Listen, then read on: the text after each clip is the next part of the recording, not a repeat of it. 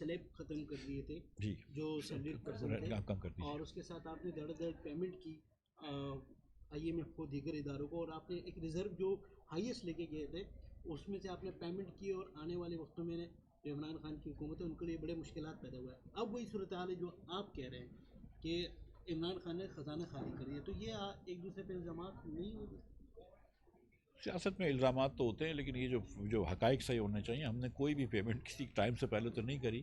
ہم نے ٹیکس کم کیا تھا، اور میں اب بھی سمجھتا ہوں کہ ٹیکس کم ہونا چاہیے. پاکستان کے اندر یہ ورلڈ بینک اور آئی ایم ایف بھی شاید یہ بات نہیں سمجھتے کہ، اور آپ لوگ سمجھتے ہیں کہ دیکھیں نوکری پیشہ لوگوں کے اوپر بہت زیادہ ٹیکس لگتا ہے. جو کاروبار کرتے ہیں وہ اپنا ٹیکس ادھر ادھر سے اویڈ کر لیتے ہیں. ہماری کوشش یہ تھی کہ ہم ریٹیلرز کے اوپر بھی ٹیکس لگایا. میں نے لگایا تھا 41 ارب کا ٹیکس.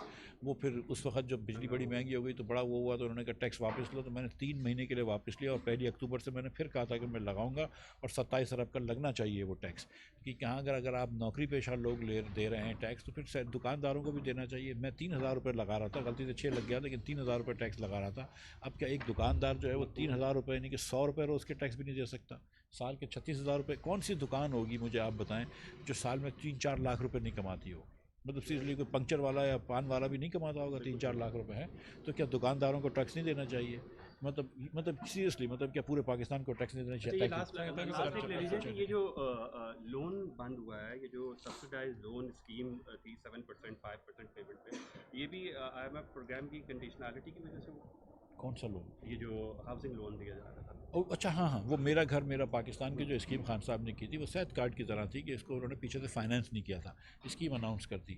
اب اسکیم میں یہ تھا کہ بینک، ہم تو لون دے رہے تھے 5-7% کو، بینکوں کو حکومت دے رہی تھی 20%، کائبور پلس 4%.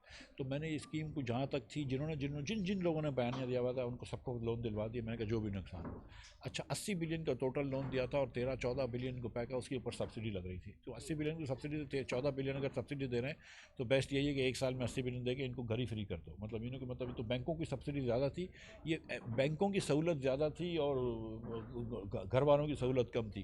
اور میں نے کہا تھا اس اسکیم کو کریں گے، لیکن کائبور پلس 4% ایکسیپٹیبل نہیں ہے. Thank you.